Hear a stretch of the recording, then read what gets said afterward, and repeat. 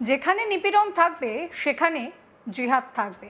আজ সরকার এবং মিডিয়া একটি পবিত্র শব্দকে সম্পূর্ণ ভুলভাবে বিশ্বের কাছে উপস্থাপন করছে। জিহাদকে অন্যভাবে ব্যাখ্যা করে জিহাদের মতো শব্দের সঙ্গে যুক্ত করে অপমান করা হচ্ছে। দেশের মাটিতে দাঁড়িয়ে জামিয়াতের প্রধান তার এই মর্মান্তিক মন্তব্য, জিহাদ নিয়ে বিস্ফোরক মন্তব্য করেছেন তিনি। জোর গলায় বলছেন যে নিপীড়ন থাকলে জিহাদ থাকবে। কি ভয়াবহ মন্তব্য ভাবতে পারছেন? যে দেশে জিহাদিরা ঢুকে নিরীহ দেশবাসীকে জানে শেষ করে দিচ্ছে, সেই দেশের মাটিতে দাঁড়িয়েই তার বিরোধিতা না করে জিহাদের প্রশংসা করছেন তিনি। এক ঝলকে শুনুন তার কথা। मैंने तो हिंदुस्तान में मरने का फैसला कर लिया है। जिहाद, इस्लाम और मुसलमानों के दुश्मनों ने इस्लाम की मुक़द्दस इस्तिलाहात मसलन जिहाद के लफ्ज़ को एक गाली, फसाद और वायलेंस का हमनाम बना दिया है। लव जिहाद, लैंड जिहाद, तालीम जिहाद, थूक जिहाद वगैरह जैसे जुमले इस्तेमाल करके मुसलमानों की सख्त दिल आज़ारी और उनके मज़हब की तौहीन की जा रही है। अफसोस का मकाम है कि हुकूमत और मीडिया में बैठे ज़िम्मेदार अफराद भी इस तरह के अल्फाज इस्तेमाल करने में कोई शर्म महसूस नहीं करते और न एक कम्युनिटी की दिल आज़ारी की परवाह करते हैं। परवाह क्या करेंगे? ये तो उस कम्युनिटी की दुश्मनी में करते हैं। ये तो पुराने दौर से चला आ रहा है कि कहीं भी दहशत गर्दाना अमल पेश आ जाए तो उसको जिहाद का नाम देकर इस्लाम और मुसलमानों पर ताने, तोहमतें और नाहक इल्ज़ाम आयद किए जाते हैं। ये वाज़ेह होना चाहिए कि इस्लाम में जिहाद एक मुक़द्दस दीनी फरीज़ा है। जिहाद कुरान में कई मानों के लिए इस्तेमाल हुआ है, लेकिन जिस माने के लिए भी इस्तेमाल हुआ है फ़र्द से लेकर समाज और इंसानियत की भलाई, उनकी सरबुलंदी और उनकी इज़्ज़त व वक़ार के क़याम के लिए हुआ है। जहाँ जंग व क़िताल के माने में इस्तेमाल हुआ है वो भी जुल्म फसाद के ख़ात्मे और इंसानियत की बका के लिए है। इसलिए जब जब जुल्म होगा तब तब जिहाद होगा। मैं इसको दोबारा कहता हूँ, जब जब जुल्म होगा तब तब जिहाद होगा। শনিবার মধ্যপ্রদেশের ভোপালে এক অনুষ্ঠানে বক্তব্য রাখতে গিয়ে মৌলানা মাহমুদ মাদানী সাম্প্রতিক বিচার বিভাগের সিদ্ধান্ত নিয়ে প্রশ্ন তোলেন। তিনি বলেন, যেখানে নিপীড়ন থাকবে সেখানে জিহাদ থাকবে। আজ সরকার এবং মিডিয়া একটি পবিত্র শব্দকে সম্পূর্ণ ভুলভাবে বিশ্বের কাছে উপস্থাপন করছে। জিহাদকে অন্যভাবে ব্যাখ্যা করা হচ্ছে। শুনবো আপনাদের কি বলছেন তিনি। मैंने तो हिंदुस्तान में मरने का फैसला कर लिया है।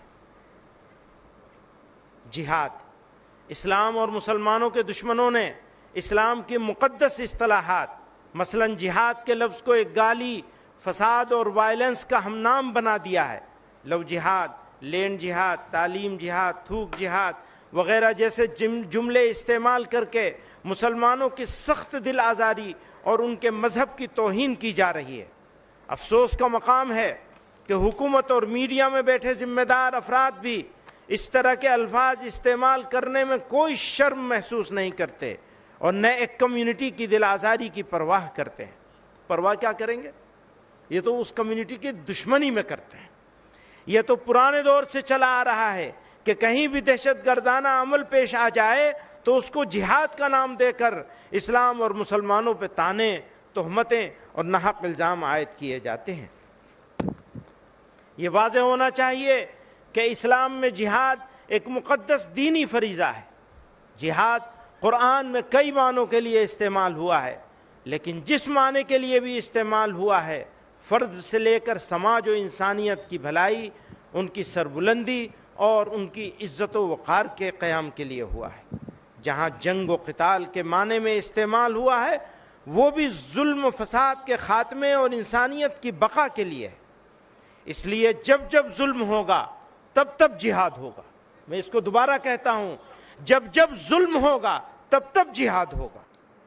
তিনি আরো বলছেন যে বাবরি মসজিদ এবং বিবাহ বিচ্ছেদের মতন মামলাগুলোর সিদ্ধান্তগুলোর ইঙ্গিত রয়েছে যে আদালত সরকারের চাপে কাজ করছে। তিনি আরো বলেন, বেশ কয়েকটি আদালতের সিদ্ধান্ত সংখ্যালঘুদের সাংবিধানিক অধিকারকে স্পষ্টত লঙ্ঘন করছে। তার বক্তব্য, 1991 সালের উপাসনালয়ে আইন থাকা সত্ত্বেও অন্যান্য মামলায় গৃহীত পদক্ষেপের একটি উদাহরণ। যতক্ষণ পর্যন্ত সংবিধান সেখানে সুরক্ষিত থাকবে ততক্ষণ পর্যন্ত সুপ্রিম কোর্টকে সর্বোচ্চ বলা যেতে পারে, অন্যথায় এটির আর কোনো নামের যোগ্য থাকবে না। মৌলানা মাহমুদ মাদানী জানান, এই মুহূর্তে দেশের 10% মানুষ মুসলিমদের পক্ষে, 30% মানুষ তাদের বিরুদ্ধে, 60% মানুষ নীরব। এই 60% মানুষকে মতামত প্রকাশ করার আহ্বান জানিয়েছেন তিনি। যদি এই গোষ্ঠী মুসলিমদের বিরুদ্ধে হয়ে থাকে তাহলে দেশের জন্য মারাত্মক ক্ষতি হতে পারে বলে তার মন্তব্য। ভারত একটি গণতান্ত্রিক শাসন ব্যবস্থা এবং ধর্মনিরপেক্ষ দেশ। এখানে জিহাদ নিয়ে কোনো বিতর্ক থাকা উচিত নয় বলেই মনে করছেন তিনি। এখানকার মুসলিমরা সংবিধানের প্রতি আনুগত্য প্রদর্শন করেন বলে দাবি তাঁর। ফলত নাগরিকদের অধিকার রক্ষা করার দায়িত্বও সরকারের। যদি সরকার তা করতে ব্যর্থ হয় তাহলে দায়ী থাকবেন বলে হুঙ্কার দিয়েছেন মাদানী। এই মন্তব্যের বিরুদ্ধে সরব হয়েছে বিজেপি নেতা ইয়াসের জিলানি কি বলছেন শোনাবো। किसको धमकी दे रहे हैं आप? भारत की सरकार को धमकी दे रहे हैं? अगर आप धमकी दे रहे हैं तो खुल के सामने आइए और धमकी इस तरह से मत दीजिए। भारत की सरकार, भारत के वजीर आजम नरेंद्र मोदी साहब सबके लिए सोचते हैं, सबकी बात करते हैं, सबको साथ लेके चलते हैं। महमूद मदनी साहब, आप सौहार्द बिगाड़ने की कोशिश कर रहे हैं। आप भारत में मुसलमानों को केंद्र बिंदु बना के ये कह रहे हैं कि मुसलमान कमज़ोर हो चुका है, मुसलमानों के ऊपर जुल्म हो रहा है। ये आप नाइंसाफ़ी की बात कर रहे हैं, बेईमानी की बात कर रहे हैं। किसको धमकी दे रहे हैं आप? भारत की सरकार को धमकी दे रहे हैं? अगर आप धमकी दे रहे हैं तो खुल के सामने आइए और धमकी इस तरह से मत दीजिए। भारत की सरकार, भारत के वजीर आजम नरेंद्र मोदी साहब सबके लिए सोचते हैं, सबकी बात करते हैं, सबको साथ लेके चलते हैं। गुलाम अली खताना तिनिও একজন বিজেপি নেতা, তিনি কি বলছেন শোনাবো। अरशद मदनी साहब को, वो अच्छे आदमी हैं, रिलीजियस स्कॉलर हैं, उनके पुराने उलमाओं ने आजादी के लिए लड़ाई लड़ा है, लेकिन उनको इन चीजों पे गौर व फिक्र करना चाहिए कि मुसलमान को पिछले 70 साल में बैकवर्डनेस से किसने जोड़ा,